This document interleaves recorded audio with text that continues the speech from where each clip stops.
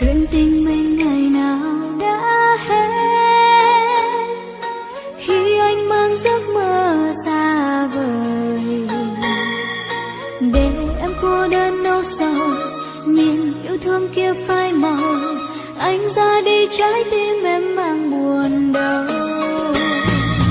Những lỗi lầm thuộc về quá khứ, anh xin em hãy quên đi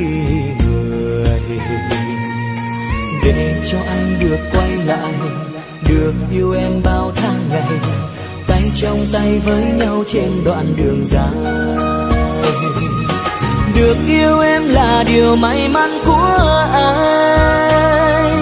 anh xin em hãy cho anh cơ hội sửa sai. Dù rất muốn yêu anh thêm lần thứ hai, nhưng cảm giác con tim thật sự lo sợ. Hãy tin anh thêm một lần này nữa thôi, anh hứa sẽ yêu em không hề đổi thay.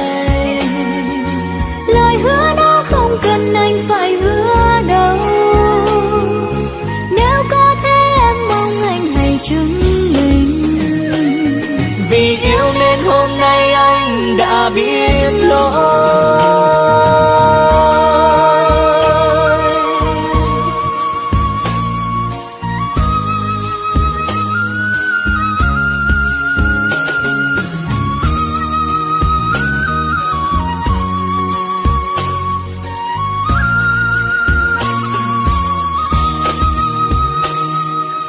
Những lỗi lầm thuộc về quá khứ,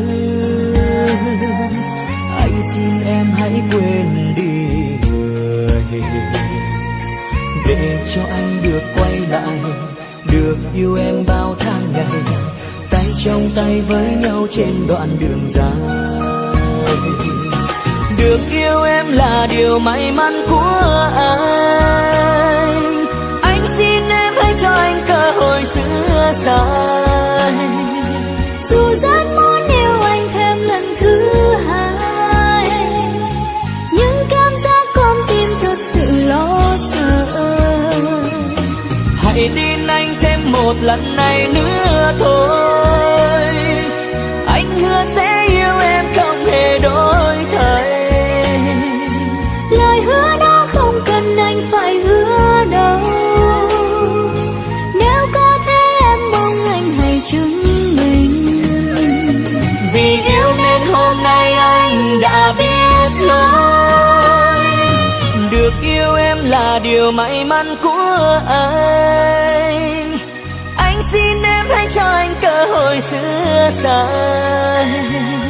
Dù rất muốn yêu anh thêm lần thứ hai, nhưng cảm giác con tim thật sự lo sợ. Hãy tin anh thêm một lần này nữa thôi, anh hứa sẽ yêu em không hề đổi thay. Lời hứa đó không cần anh phải hứa đâu, nếu có thế em mong anh hãy chứng minh. Vì yêu nên hôm nay anh đã biết lỗi.